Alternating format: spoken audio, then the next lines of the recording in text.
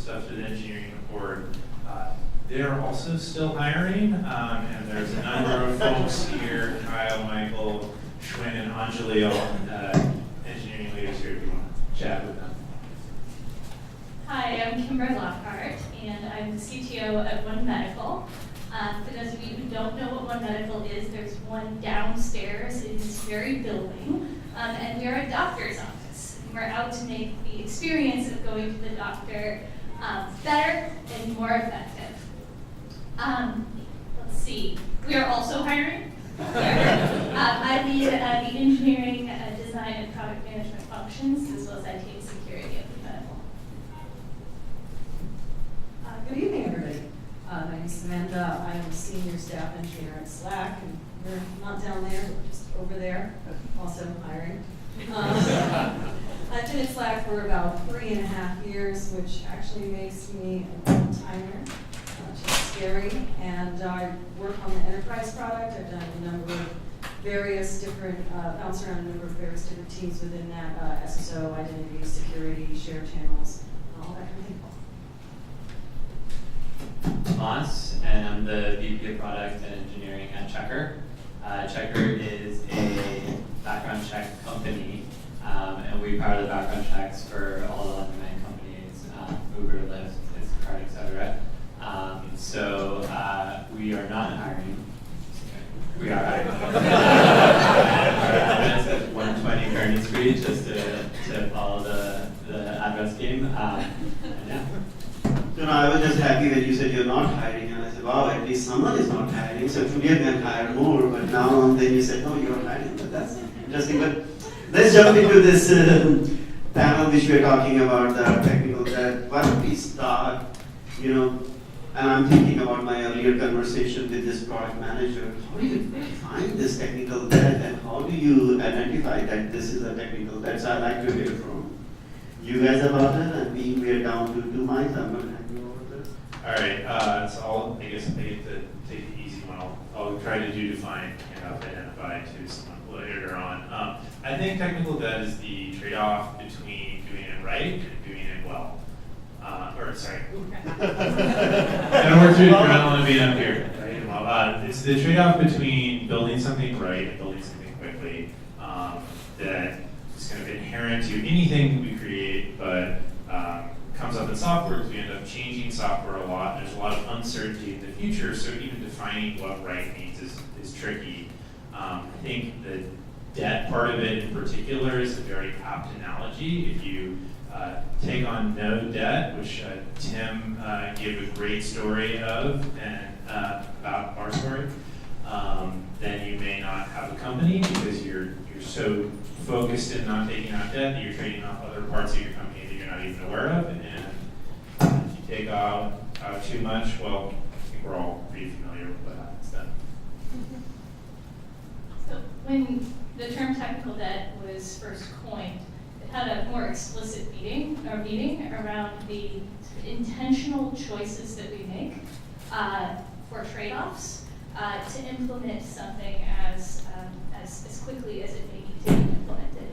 But I think today the term has evolved to mean certainly those intentional trade-offs that we make, but also to start to include some of those accidental mistakes that we make over the course of building any large and complex software product. And frankly, it doesn't really matter whether the debt came from an intentional trade-off or whether it came from an accidental mistake. The next person working on that part of the code needs to deal with it. So I find it to be useful to kind of lump all of those concepts together under the technical debt name. We've been talking, we always talk about debt and we compare it to financial debt, which I think is a really good analogy. And also kind of like the medical analogy. Because it's like, we as engineers, we see symptoms, right? And I should back up first because I think that technical debt is largely invisible, which is what makes it so difficult to describe. A lot of people think bugs are technical debt, but if you fix bugs, are you fixing technical debt? Probably not. So the medical analogy I think is interesting because we see these symptoms And it's just like you coming to your doctor and saying, I have these issues, what's my problem? And you have to then go and diagnose the problem and then get treatment for the problem, which is usually like a refactor or a rewrite. So I think when we're describing this to people that are maybe non-technical or someone that doesn't understand technical debt, these analogies are super helpful. But again, I think for me, the largest take home is that it's invisible, right? That's why we're talking about it today. If it was so easy to point a finger at and diagnose, we'd all do it. And then the thing I'll add to that is, I think for me, it's a lot of it. One more analogy is thinking of code as a depreciating asset. So as soon as you finish it, it's depreciating. So that's a useful piece. But if you zoom out, debt comes in different shapes and sizes, and categorizing it is useful. So at a high level, a lot of times when we're talking about technical debt, we think about the code debt, but zooming out and thinking about architecture debt, product debt, design debt, and even process debt, all these things contribute to slowing down your velocity to add value to your customers. So thinking about it holistically can be useful, and not just necessarily focusing in on the code part, because a lot of times you're actually limited outside of that in terms of going fast. Thank you. I was listening to Kimber, she explaining intentional and accidental. That's awesome. Then Sam jumping into this in the medical terms, explaining this technical. And I said, yeah, that's awesome. But the one thing is clear, whatever we do is a debt. It's basically we are accumulating that debt, be it accidental or be it intentional. And that brings very, the subject, like the topic, which sometimes can get very emotional about the collaboration. How do we pay? Because we have to pay this technical debt. How do we bring product management and leadership into this mix when we say we have to pay the technical debt? And there are always, like I saw the challenge even this morning explaining the technical debt, even though we had this video, we've been working on Project Islands, we've been talking. So do you mind just sharing this, how this collaboration works, what strategies do you guys use, share some thoughts around it? All right, I guess I can start. I think it's something we've all had some experience with in sort of looking at the attendee list of this room. So as I was thinking about that question, where I actually went was that it needs to be a collaboration. And I find that it is an easy first mistake to make, to try and go into a conversation with a product owner or somebody in another part of the business with the intention to convince them that they need to support your anti-technical debt project, or really just go in with only the intention to convince someone, as opposed to walking into the conversation trying to understand what their position is. A good product manager is going to be thinking about technical debt because it's one of the constraints that they have to manage against. Adding complexity to a product and slowing down the velocity on it is going to impact their ability to like move the vision of that thing forward. So if you treat it like, hey, I just need to convince them of my way and go in with lots of strong arguments for that, you're probably going to be more belligerent than you are convincing. And so sort of seeking that understanding of the other side. I think there's kind of two different ways that we address technical debt. There's the technical debt that kind of is affiliated with a particular project. So because we need to work on this module or this part of the code, we know that it's under-tested or that there's some flaws in the architecture. So we can work on and resolve that technical debt in the process of building that feature or taking on that initiative. And then there's kind of another class, which is technical debt that sometimes is spread perhaps throughout a code base, or it doesn't easily map onto some initiative that we might want to take on in the future. Actually, I think the latter kind is the most interesting to talk about prioritizing. And to be honest, my perspective on this changed when I started managing the product management function. So my background was as a software engineering leader, and as an entrepreneur, and then I got product management. And all of a sudden, I had a group of people whose job it was to help us trade off between different priorities and different initiatives.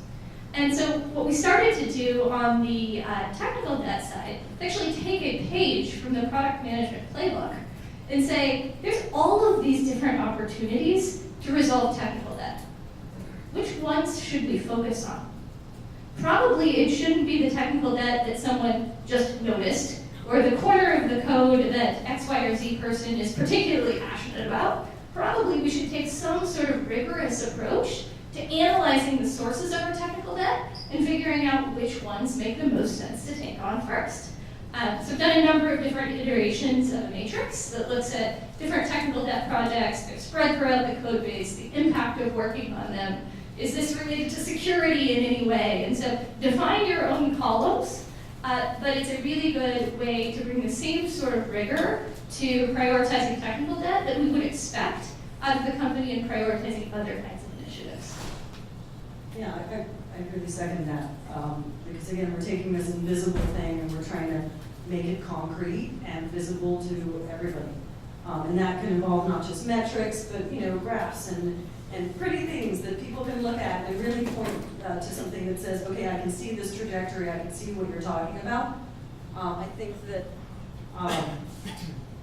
when you were talking about technical debt with product managers, and not just product managers, anyone outside the company, they're going to want to understand exactly what it is you're talking about. So if you can provide examples, even like get up there and do little prototypes of, hey, this is how we're working now, this is how we could be working, here's the gains.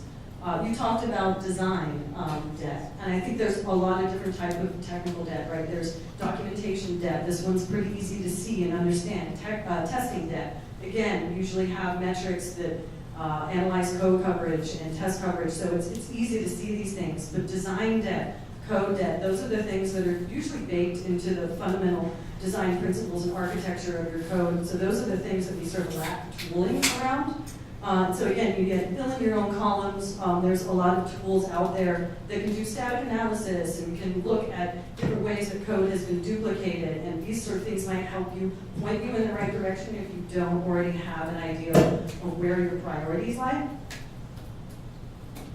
Yeah, I think that everything that we talked about, I think one other framework I would use is how do you, if you're at the point where as an engineering leader engineer that you're trying to convince someone else that this technical debt is important, you're kind of fighting an uphill battle. So one of the mindsets that's useful is how do you get your partners and counterparts in the rest of the organization to be asking you to fix the technical debt.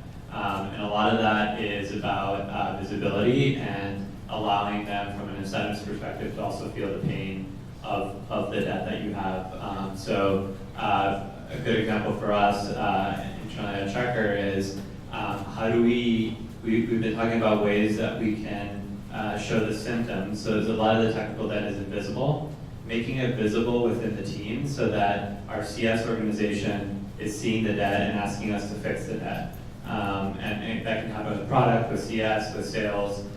So the more you expose it so that your counterparts in the rest of the organization are asking you to fix it, then you're on the right track. Can I ask that we do one thing as a community of engineering leaders slightly differently around tech debt? And that is that I would like to stop promising that working on tech debt will make us faster. Because it's very tempting to do. And how often does it actually work? What it actually does is it keeps us from getting slower. Because there's entropy in any code base, no matter how well architected it is, that causes development to be harder and harder over time. And so what we can do is to help set expectations correctly. And if we all go in and promise things will get much faster, folks do notice that it actually hasn't gotten any faster in 6 months or a year. Yeah, thanks, Kimber. You just fired me. Tim is here. I've been telling Tim that let's invest in Project Islands because we're gonna get faster. So tomorrow morning, slower. Yeah. How many are product managers? And I'm just curious. Any product managers in this room? Okay, well, that's awesome. Just want to make sure that I keep that sentiments in control too with the product managers. We got it, right? So when we sit with product managers, right, they say we are going to build this feature. And we as engineers, oh, you're asking me to build this feature, but what value it is going to bring? We always ask those questions, is it going to increase this lead? It is going to increase my baseline metrics and all those things. What strategies we should use when we are working with our product managers? Hey, this is a technical debt. Are we supposed to go and give them some ROI model, be it faster, or whatever it is? I'm just curious to know what strategies do you guys use for that?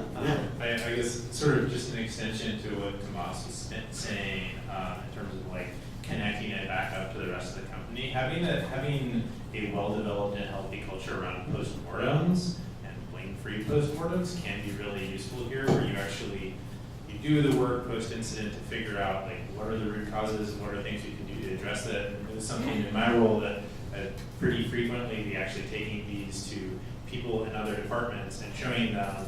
And part of my job is one to get you to like, wait, like the site was ever down, like there's problems. It's like, yes, that's just happens. That's part of life.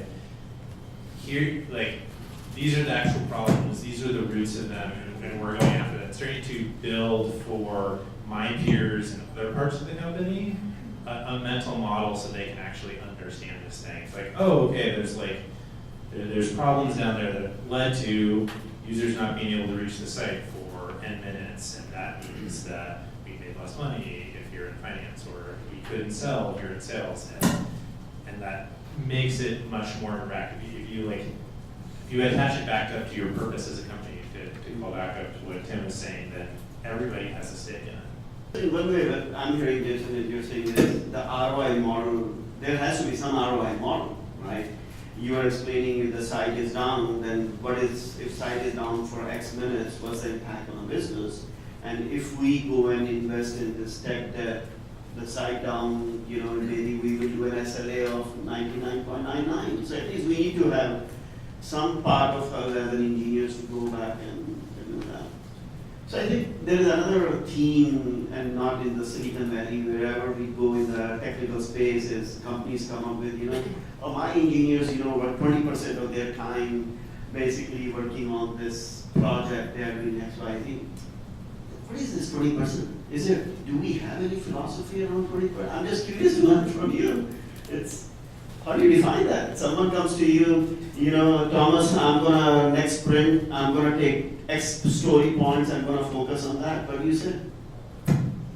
Go ahead, Sam. I would say it sounds like Google, 20% time, except a little different. So what I'll add there, I think, so there's usually, I think a lot of teams will have some sort of baseline number where they basically kind of like hedge capacity or hedge velocity with some type of metric. And they use that as a way to set expectations for what actually is going to get delivered. And that's where that 20%, 30%, whatever it happens to be, comes in. And I think the important thing there is to not take that number as a given, and to figure out what metrics you're tracking, and iterate on that number and kind of set goals around what that number should be and where your targets are there. When you take it as an assumption, it just basically lives there forever, and you just kind of assume, and it'll be off in both directions over time. So how do you understand what the actual debt your teams are paying on a regular basis is? How do you plan for unplanned work? It's not always technical debt, but then measure that and then kind of adjust that at the organization level and at the team level. You have a view on it, Sam? Theory of that 20%. I think that coming from Google, I think, that was 10 years ago now, maybe? I think that's changed now. I think, when you tell a product manager, they have 20% to do with their time with whatever they want, that's breeding that kind of lack of collaboration that we were talking about.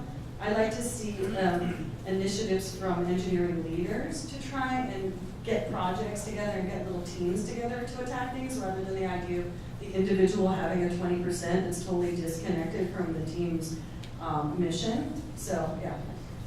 Here's where to be careful around how you track velocity. So in some paradigms for tracking velocity, things like technical debt or bug resolution don't get included in the sort of overall point count.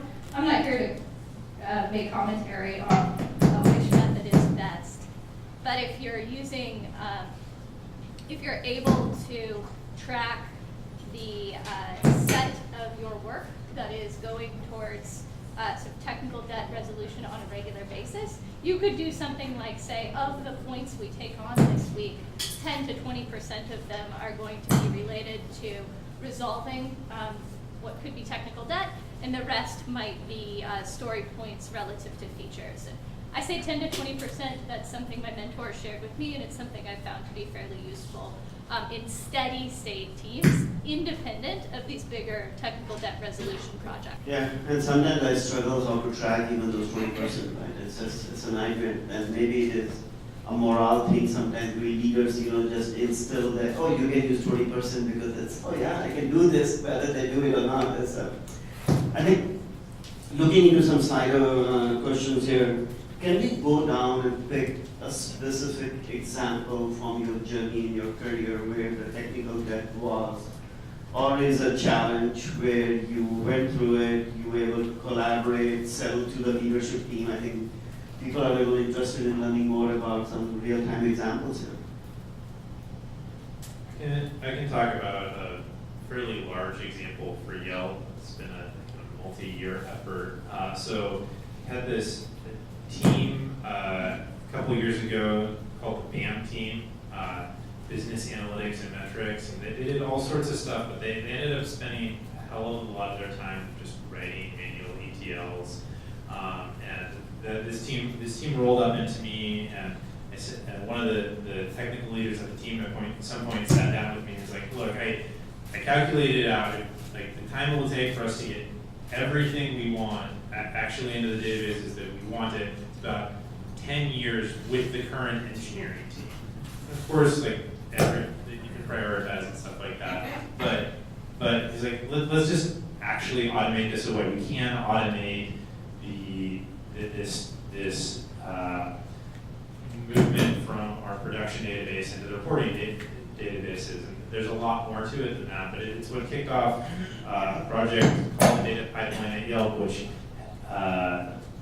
we managed not to boil the ocean while in a targeted way over a few years, introducing schematization in all of our logs, moving to a place where we're processing things in a streaming fashion instead of batch fashion. And it's just been kind of transformative in terms of the ability to get data and move data around internally. But it started off as this very small thing that is like, hey, this just doesn't make sense. Can we please like actually use our technical skills to solve this? And what he and I agreed to at that point, because it was a fairly infrastructure-heavy team, there wasn't a product manager, it was sort of getting it by me. I was like, okay, let's do it. I was just gonna call out the tracer bullet pattern, which is we built a very minimal version of the thing that we were going to build to prove out the concepts, prove out the rough architecture of it, and I allowed them to do this under the condition that once they finished that, they deleted all of that code and started again from scratch when they built the real version, instead of trying to take the test version and build a real version off of that. That worked out pretty well. I can talk a little bit about what's happening at Slack right now, which is a very different kind of technical debt, where we've actually decided to change our language that drives all of our application. So this is a little less, you can't prototype this. There had to be a big sell up front for why this was necessary, mostly scalability and performance. But in the way of Facebook, we are taking our PHP code base and switching to Hacklang. I call it the great hackification. It is going to take a number of years to do this. It took Facebook quite some time as well. So this is a little more nebulous than some refactor projects or technical debt that we see in the day-to-day world. There hasn't been an end. Like I said, we're in the middle of it. But some of the things that I've seen be really successful are, again, metrics. We have really great tooling that's allowed us to say how much legacy, PHP standard library do we have versus the HSL, the Hacklang standard library as we slowly convert. We've written our own linter. because hack is still pretty new, and so there isn't a lot of companies that are using it in a way that has this giant community. So we write our own linters every time we take on another piece of conversion. We usually add some rules for it so that no one can, add old legacy code. And then we also get to see these wonderful numbers drive up or sometimes drive down, depending on what we're measuring, so that we can actually feel good about our progress. But this one's been really difficult. I've done a lot of different refactors. This is definitely the largest one because we are still very much a monolith. And I think until we can get to where we're going, then we can start to break things out more. But this is the first step. And again, Slack is a really new company. So what is this, our 5th year? And we've been doing this hackification project for about a year, maybe more now. We actually are tackling, I think, some of our biggest technical debt really early on because we have a lot of engineering leaders and people that have done this before. So they sort of see and identify early on, hey, we need to scale, we need to grow. This, what we have today isn't going to help us get there. One problem recommendation I have as well is it's very tempting when you take on big projects with technical debt, and I'll give an example as well, is to give it a name that's not related to what you're doing. The challenge there, not to pick on you, but one of the challenges there is, and this plays back on what Kimber was saying earlier, is that if you don't set expectations on what problem you're solving and how much of that problem you're going to solve, everyone else will, right? And then a bunch of different people in the company will say, oh, that project X is going to solve that problem, which I really want to get solved. And so all of a sudden, this project, so at my time at Vox, one of those projects was called Project Amsterdam, and you could talk to 5 different people in the company and say, hey, what's the point of this Project Amsterdam? They would all give you different reasons. And that's just a recipe for disappointment. And as people transition in and out of the project, everyone's like, why are we even doing this 2 years later? And so it's really, really important to identify closely to the problem you're solving and not to the solution. And be very, very clear to set expectations correctly about the problem you're trying to solve. Otherwise, the project will fail and won't accomplish the goals that you were trying to do. Because half of it is expectation management as well. I think with this, we're going to wrap it up. A quick question I'm going to ask, which I never thought it came here. And maybe we can go with a binary true or false. Do you think during the recruiting time, talking to the candidates transparent about the technical debt helps or hurts? I think honest and transparent conversations with people about our stuff always helps. Kimber, what do you think? Turns out, once you hire them, they actually have to work in whatever code base you have. So then you got a retention problem if you aren't truthful about where things are. But I do think it's important to have the story right in hiring. So you can't just talk about, don't let your engineers do this happens. You can't just talk about all the technical debt you have. You have to layer on top. And these are the really exciting things we're doing to help set us up for an amazing modern infrastructure. So there's a bit of a spin on it, but I think you should be honest about where things stand. Yeah, not much more to add there. Please tell us about your technical debt and then we're interviewing, because otherwise you're lying. And yeah, obviously spend a story.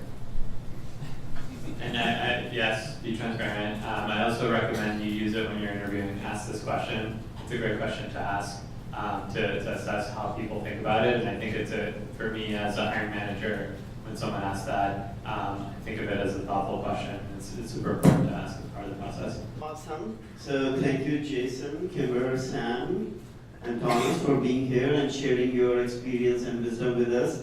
And thank you to all of you for being here. So we're going to jump into the breakout session, which is on the other side, and join there. Thank you, guys.